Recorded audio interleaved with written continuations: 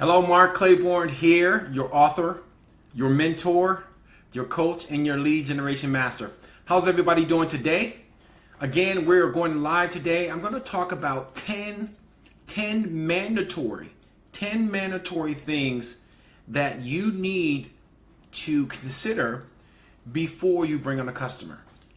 How's everybody doing? It's been a while. I've been really busy these days and trying to get that software together for you guys, trying to hook up everything for you guys.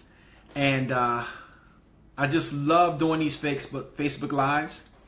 But again, for you that's not on right now, my name is Mark Clayborne. I'm the founder of startupcreditrepairbusiness.com and also the lead trainer for the client dispute manager. I see people are starting to come on right now. Let me just get my screen adjusted here because I need to get my questions in. Oh, so we're starting to get some people on here now, which is really, really good. How's everybody? I can't see you guys as you come up. Maybe that has something. There we go. There we go. Maria Sant Rose, how are we today? Yes.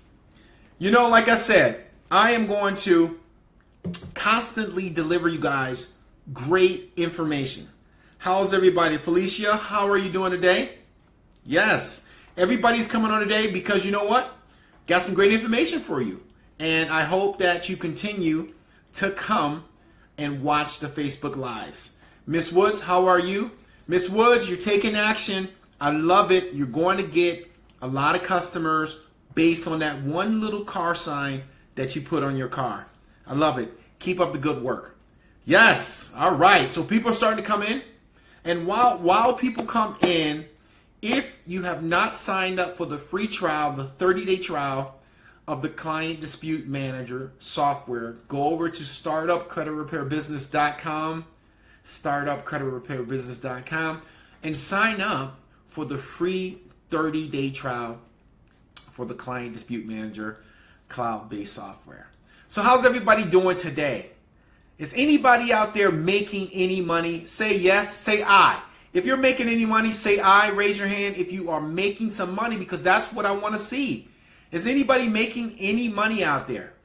Say I, say yes or no. Yes or no. Anybody? Kenya, how you doing? Yes. Is anybody making any money whatsoever? Anybody? I. See? Miss May says, I'm making some money. That's what I'm talking about. Anyone else? Or are you just procrastinating? Are you making money, or are you just dreaming about making money? Which one is it? Hello, Wayne. Wayne, are you making any money in your business? Are we making any money in our business, ladies and gentlemen? Wayne said some. See, I like the honesty. You are either making money or you're wasting time. Making money or wasting time. All right? Who else is making money? All right, she said slow. It's slow. Okay. It's going to be slow sometimes. It's not going to always be, you're not going to always get a lot of clients on a regular basis, but you got to make some money. You got to make some money. Who else? Is there anybody else making some money? Alicia says she's making some money. Alicia, I bet you are making a lot of money. I bet you're making more money than me. I bet you are. Yes. Anyone else? Anyone else making some money? Hey, listen, that is the whole reason why you are in this credit repair business. You're not in this credit repair business just to be super nice. You're also in here to be profitable, right? So we're here to be profitable. We're not here to just help. You could do, once in a while, you can do some pro bono work, but not all the time. Anybody else making some money? I see people still coming in. Who else making some money out here? Anybody else? Come on now. You know what? I only heard 3 or 4 people say they're making money. I guess the rest of you guys are not making any money. I guess the rest of you are just not making anything. All right. I take my hat off to the people who actually participate in these Facebook Lives, because I'm going to teach you something. When you walk away from this Facebook Live, you're going to learn something. I mean, I don't care if you learn one thing. You're going to learn something, right? That's why you're here. That's why you're here. I'm your coach and I'm your mentor and I'm here to motivate you and I'm going to stay on you. That's right. I'm not going to let off. Why? Why let off? You know, you made the investment. You took the leap. You're here. You're here in this live. Why should I let off? Right? No, I'm going to stay on top of you until you get where you need to be. All right. Who else is making some money? James. Okay, James. I'm talking about money, James. I'm talking about money. Okay, Wayne. It costs money to make money. Yeah, it costs money to make money. If you're not willing to put out any money to make some money, you might as well just forget it. All right, you got to put out a little bit of money. All right, so we got enough people here today. Great, great. So listen, before I get into the 10 mandatory rules that you need for your business whenever you take it on a customer. These are mandatory. Now, you can do whatever you want to do. You know, you don't have to make it mandatory. I'm just telling you based on experience are 10 mandatory rules. All right? Hello, Stephanie. How you doing? See, when you see me looking down that way, what that means is that I'm looking at the messengers, the chats. Jessica, what's up, Jessica? We miss you, Jessica. Where you been? Where you been? We miss you. Kenya, Kenya will not make any money. Yes, you will, Kenya. You'll make some money. You know, you'll make it. You'll make some money. There's people out there. They're ready to give you their money. You just have to, you know, you have to be a good salesperson. Jessica, got to be a good salesperson. All right. So what we're going to do is we're going to jump in here. We're going to jump in here. I got 4 questions that came in. All right. So, hey, Gary, how you doing? 4 questions. 4 questions right here that came in, and I want to go ahead and knock those out for you guys. I've been so busy. You know, I don't even talk on the phone. If you call me, you'll never get me on the phone. I can't talk on the phone. Too busy. I am too busy trying to make products for you guys so you can make more money. I am too busy. That's why I can't talk on the phone. I would love to talk to you on the phone. I would love to. That's right. Jessica, I would love to talk to you on the phone. Gary, I would love to talk to you on the phone. Same thing with you, Alicia. Gary, what's up, Gary? I would love to talk to all of you guys on the phone, and I will one day. But unfortunately, I'm too busy. Can't do it. I'm going crazy over here. I'm taking on too much. That's what I think is happening.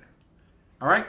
So let's go ahead and knock out some of these questions, all right? So the first question is, do you advertise or market your business? If so, do you have suggestions for companies, agencies with satisfactory success? So this young lady wants to know, do you advertise or market your business? Now she's talking about other credit repair companies. Do they advertise and market? Well, I don't know what other credit repair companies do, but I do know that you have to advertise your business because word of mouth is only going to get you but so far. Word of mouth and referrals will only get you but so far. So you have to advertise your business somehow. All right. You have to have a budget to do this. You can't just expect people to raise their hand and say, hey, I have bad credit. Here's $99 a month. Fix my credit. No. What you have to do is that you have to put yourself in front of people that are hungry for credit repair services. That's what you have to do. You have to put yourself in front of those hungry people. And then once you put yourself in front of them, then you have to be a salesperson because they're still not convinced. See, just because you are in front of them, that doesn't mean they're going to go with you. So they're still not convinced. So you have to do what I'm doing right now here with you. So just think about what I'm doing with you right now. you have to do the same thing with cold traffic. Cold traffic means these people don't know you from Adam. So you have to put yourself in front of them, and then you have to be a salesperson, and then you have to be a mommy and a daddy. And then you have to take care of them, and you have to nurture them like a baby. And then eventually they will trust you, and they will say, I want to go with you. All right? Hey, I'm just telling the truth. And if you decide to go with a company, if you want to use a company for marketing, you have to research that company. You got to interview them. And you got to ask them a lot of questions. You got to ask them 1,000 questions, right? Because advertising agencies are general. They advertise in different markets. So they may not be a specialist in credit repair services. So you need to, you probably know more about credit repair services than they do. So you have to educate them on how to market to your community, right? So that was the first question. Second question, what is the actual startup cost to start your own credit repair business? Now, I did a video. How many people saw the video where I talked about the 10 common fees and costs to start a credit repair business? Say I for me. Say I. How many people saw that video? Anybody?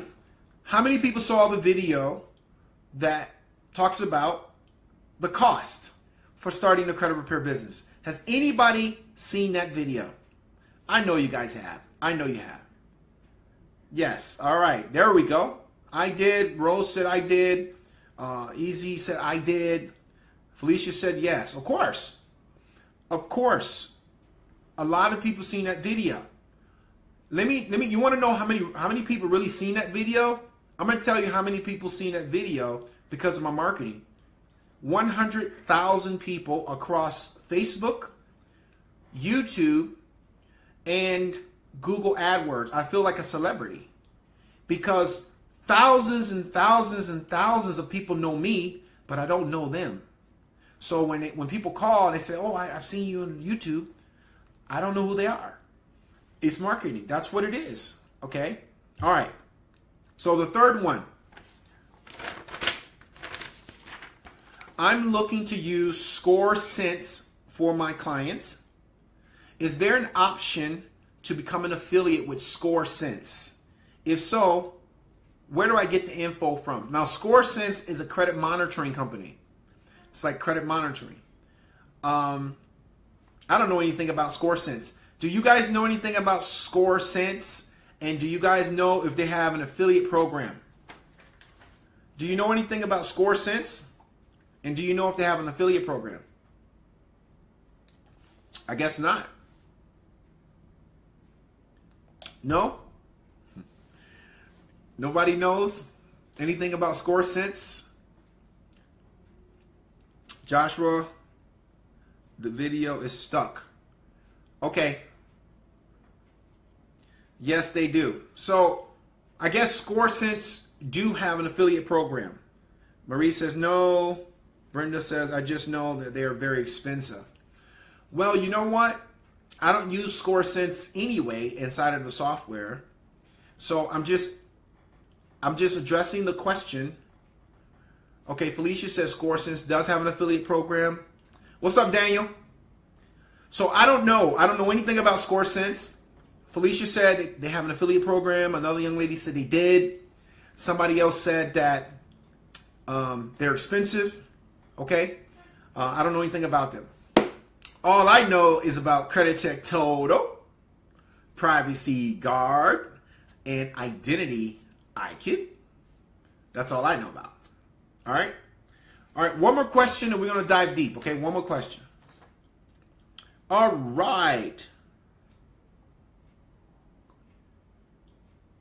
All right, it says, good evening, everyone. Is there a special way to address student loans when disputing? I want to ask you guys that question.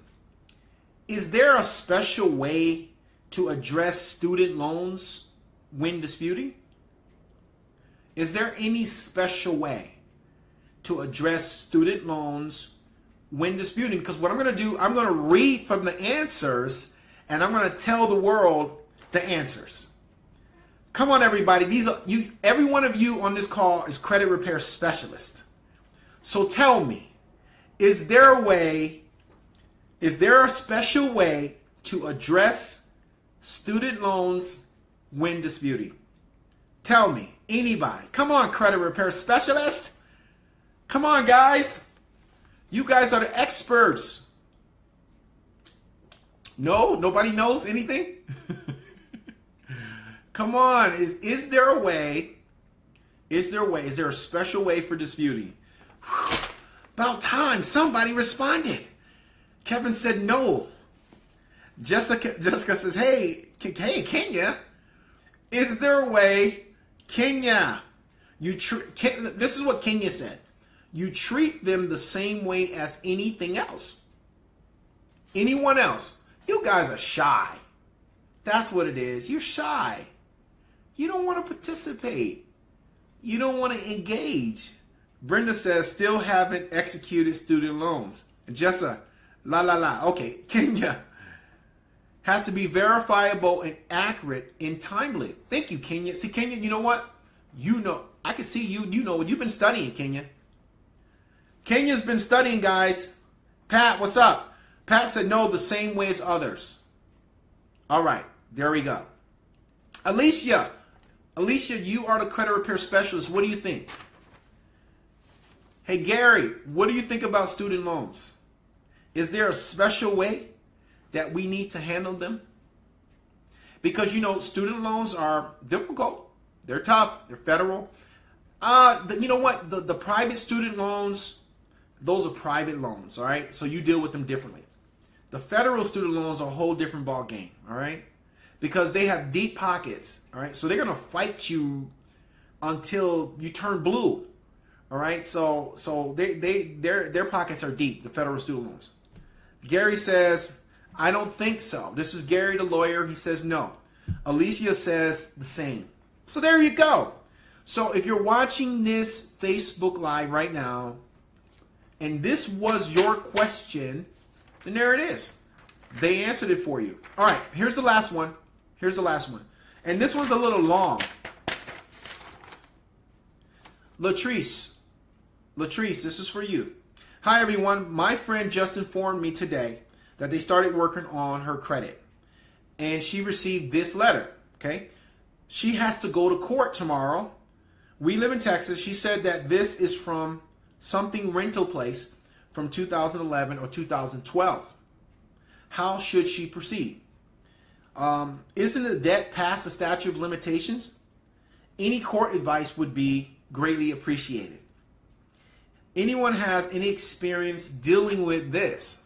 So what she's saying is this. She's a credit repair company. One of her customers is getting sued by a creditor. That's exactly what's happening. That's exactly what she said. And I'm pretty sure that you guys are going to face the same exact situation. All right? You're going to face the same situation. All right, Kenya says, go to court and address the issue. So the first thing is this, Latrice. Here's the number one thing. Don't practice law if you're not a lawyer. That's the first thing. You can't give advice on legal matters. This is a legal matter. All right? This is not a credit repair matter. Everyone out there who's listening, we're not lawyers. We don't have a license to practice law. It's a legal matter. So if your customer comes to you with a summons that they're being sued in court, the only thing you can do, well, first of all, what you need to do from the very beginning, you shouldn't really be disputing items that has a high balance and within the statute of limitations. You should not be disputing those in the very beginning, number one. That's number one. All right? That is credit repair 101. You have to know credit repair 101 first. Because if you don't know credit repair 101, you can get your customer in big trouble because you don't know what you are doing. Okay? Credit Repair Mastery Class, Hidden Credit Repair Secrets book. Get it. Know the fundamentals, the basics, and then proceed. All right? if your customer calls you up and say they are being sued, just like this young lady said in here, contact a consumer rights attorney right away. Now, I know you want to give her some advice because you read my book.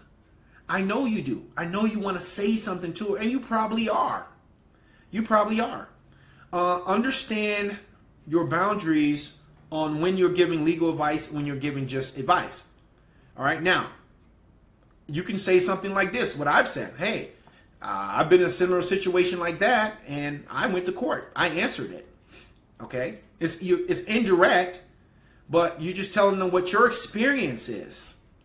And in a situation like that, ladies and gentlemen, you know what? Get a consumer attorney involved. Go to findalawyer.com. I think it's answerlawyers.com, something like that. And they can answer questions for your consumer for like $39 for one subject.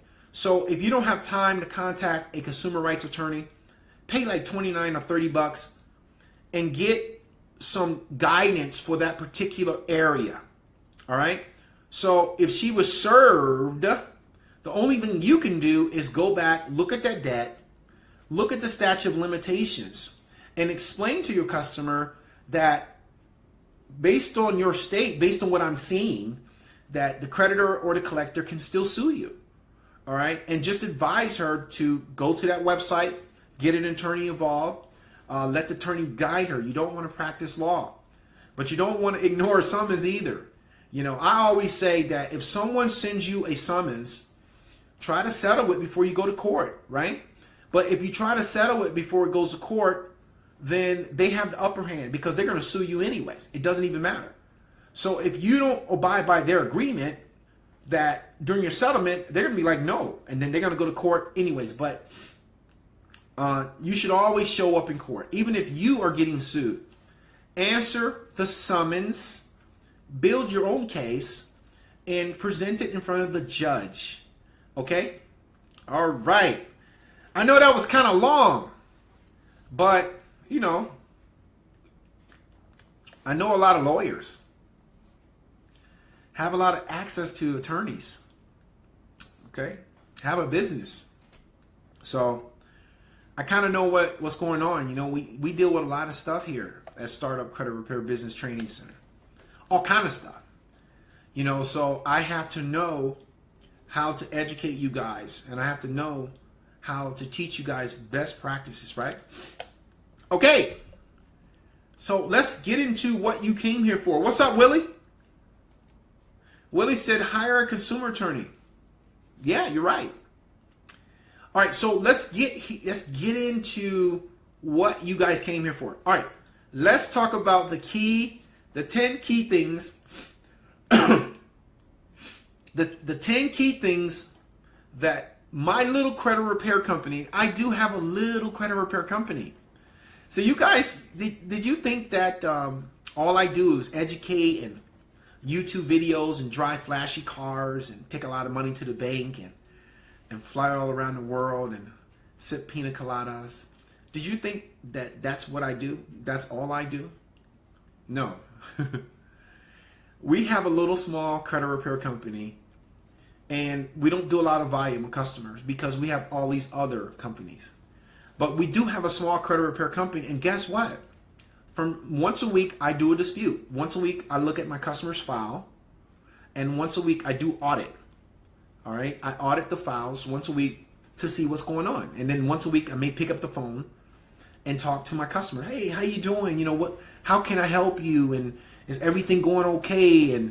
And are you getting everything all right? What can I do? So we do have a small credit repair company because we want to know what's going on all the time. We never want to get stale, right?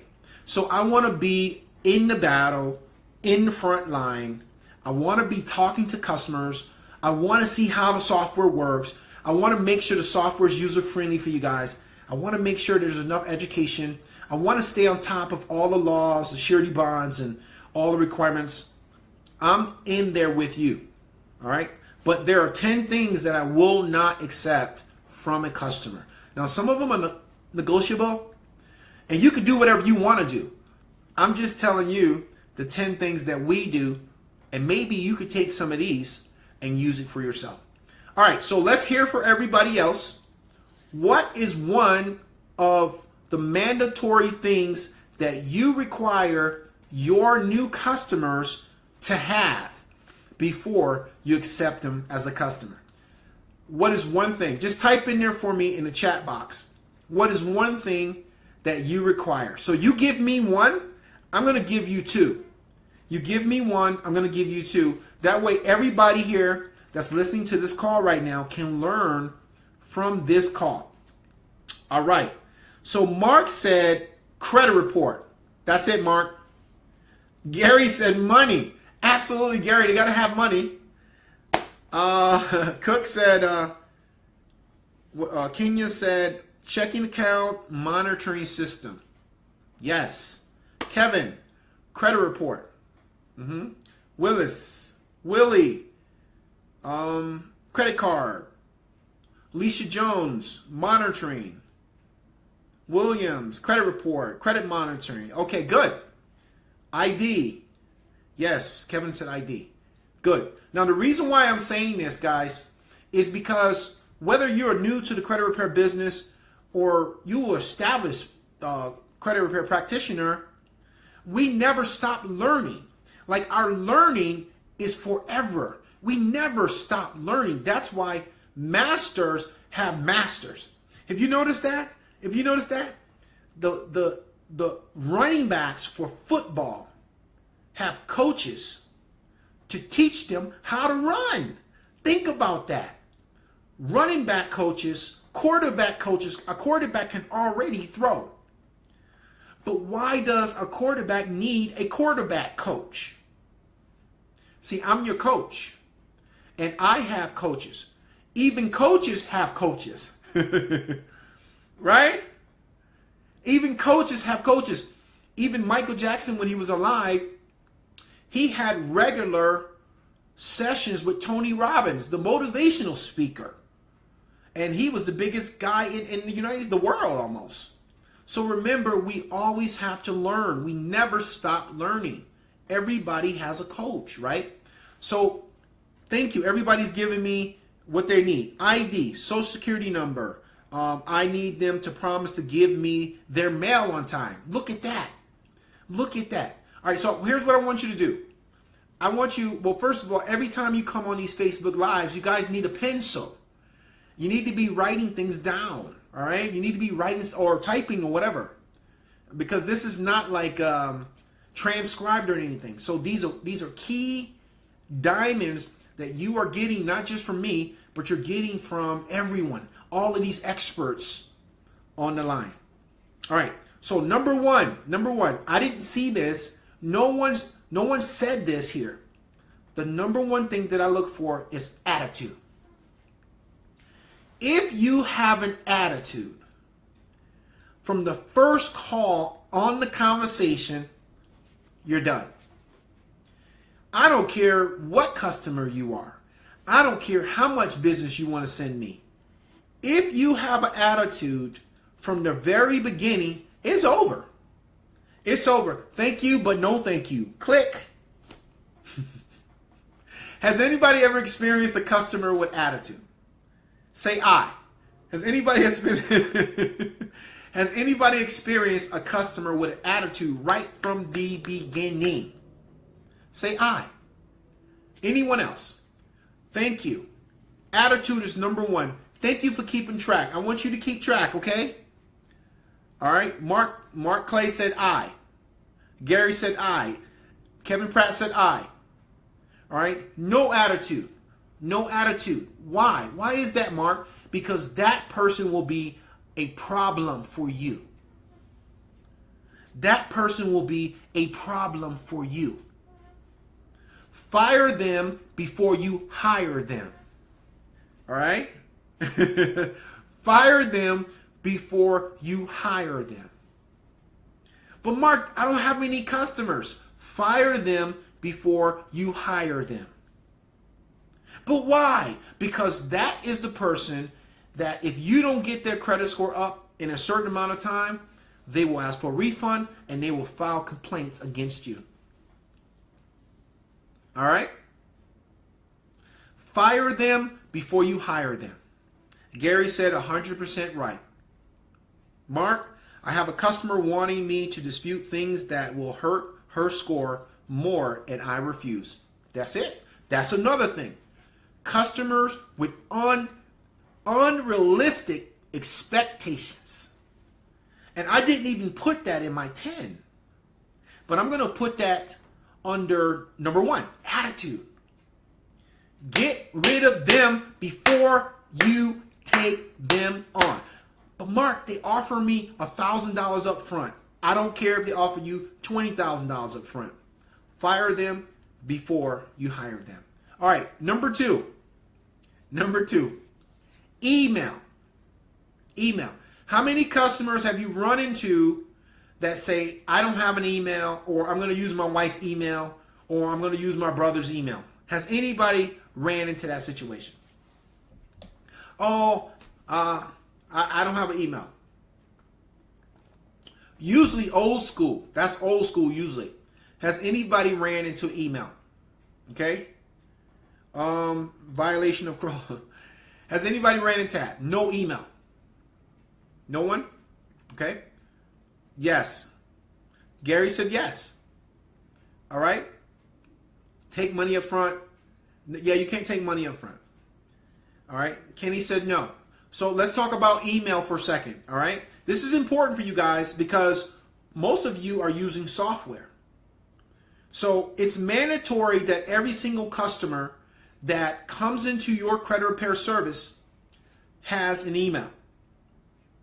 All right. Okay.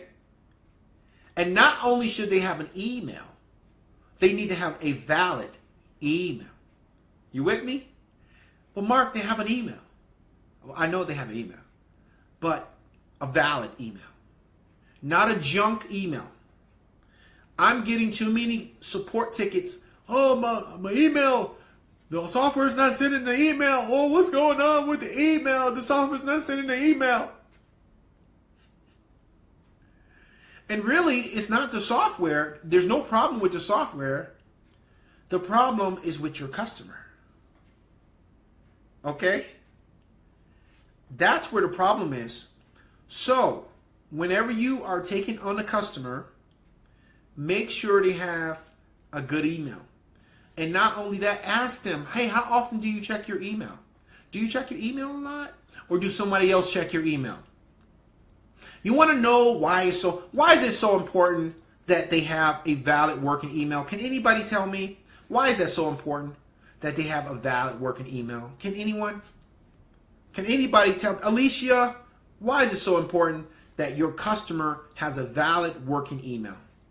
Gary, tell me, can you tell me? Anybody? Helen, Stephanie, can anybody tell me? Or okay, you know what? I'll just say it. Why? Kevin said communication. That's it. Sometimes people don't want to talk on the phone. They don't. All right. Marie says maturing, nurturing. Kenya, to communicate, keep things up to date. That's right. I mean, how are they going to get the nurturing campaign emails that we just added into the software? How are they going to get those emails every day, nurturing them, educating them? Gary says primary way of communicating without clients. Absolutely. You see, people are busy. They want a text. Sometimes they don't want a phone. They don't want a phone call. All right. I don't even talk on the phone. And I'm not saying that to be rude or anything, but I don't. Ask my wife. I don't talk on the phone. Nobody calls me. I don't even answer the phone. All right. So make sure it's a working email. And not only that, the great thing is that the client dispute manager won't let you put a bad email into the software anyways. It'll kick the email out. So if your customer is giving you a bogus email from a lead or whatever the case may be, you can't even put it in the client dispute manager because it'll kick it out. It'll block it right away. All right. So if you're using another software, if you're not using our software, Google online. I want you to Google email validator. So when you're on the phone with the customer, and you say, oh, what's your email address? Oh, okay. You type in, can you hold on for a second, ma'am? Let me type in validation email. And you do this in real time. I want you to do this in real time. I don't want you to wait for them to get off the phone, because then you're going to lose them. You're going to call back and you're going to get a voicemail. So I want you to validate their email in real time. So what you do is get an online email validator and then bookmark it. And then while you're on the phone with the customer, say, what's your email, ma'am? Oh, yeah, that's a good email. Thank you. So now you got a good email. All right. That's number 2. Number 3, checking account. Checking account. Okay. Checking account. It's mandatory that your customer has a checking account. Why? Because a debit card is attached to a checking account. So it's mandatory. But Mark, that's baby stuff. Why are you telling me about this baby stuff? Well, that may be baby stuff to you, but there's a lot of people on this call that may not even know that. See, there's a lot of people on this call that may not know that there needs to be a checklist every time they process their customer, because if that customer does not have a checking account, that's another problem. See? That's another problem. That's a problem with pay. Right? That's a problem with pay. If they don't have a checking account, how are they going to pay you? That's another problem. That's another headache. Thank you. Thank you for keeping track. She's at number 3. That's another headache. Now you have to chase them for money. Oh, your payment failed. Oh, we need an updated payment method. We don't have your checking account information on file. Okay, I'll call you back. See, that's another thing that's slowing your business down. Your productivity of your business, because you didn't do your job in the beginning. See, you didn't follow the checklist in the beginning. You just like, oh, I'm not paying attention to Mark's stuff. I'm not paying attention to 10 years of experience. I do me. I'll just do whatever I do. Right? That's the attitude. I do whatever I do. Go ahead. Do whatever you do. And you're going to face problems. And you're going to face problems because you just don't know. Because you don't have enough experience yet. You see what I'm saying? All right. Number 4, computer. Computer. Should your customer have a computer? So this one is up for debate. Should your customer have a computer? Yes or no? This is up for debate. Go ahead and type in for me. Yes or no? Should your customer have a computer? Computer, no, yes. Yes or no? Should your customer have a computer? Yes. Why, Easy? Why? Why should they have a computer when they can just use your phone? Sharon, why should they have a computer when they can just use their phone? Latrice, what's up? Felicia, why? Why? They have cell phones, they have tablets. Do they need a computer? Kendra, yes. Yes. Yes, already at least a smartphone or access to one. All right. Rose, yes, you can. Helen Parker, at least access to one. At least access to one. You know, the technology has changed. But here's the thing. Here's the thing. Yeah, we have a cell phone. Yeah, we have a tablet. But most people have computers, right? Now, should you deny the customer because they don't have a computer? That's up to you. All right? I would say test the waters, because let me tell you something. Gary says, can they get the reports without one?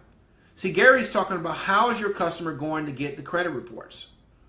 So more than likely you want the customer to have a computer, but it's up to you. Every customer that we take on, we take them through a questionnaire. Oh, do you have a computer?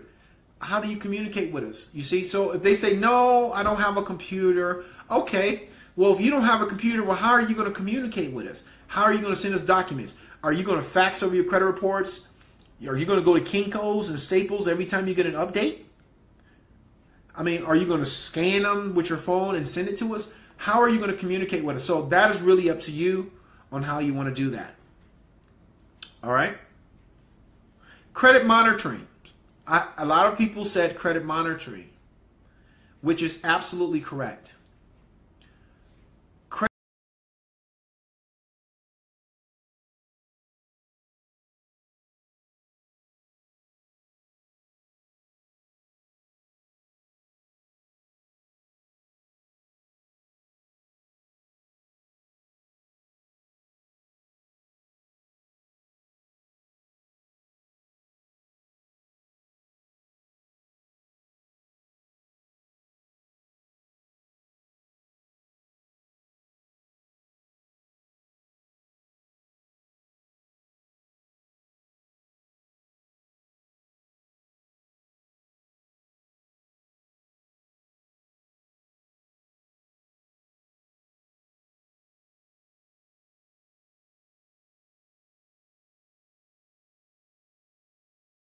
That's it. Like, don't give your customer any options. Just say, this is the people we use. That's it. Because if you are using the software, you want your job to be proficient. You don't want to manually type in a credit report. Let me tell you why. We've had many customers that come to us with Credit Karma login credentials. And you know what we told them? We can't use Credit Karma. Sorry. We've had customers come in with credit reports, like mortgage credit reports. And we told them the same thing. Sorry, we can't use that. We only use Credit Check Total, Privacy Guard, or Identity IQ. Why is that? Because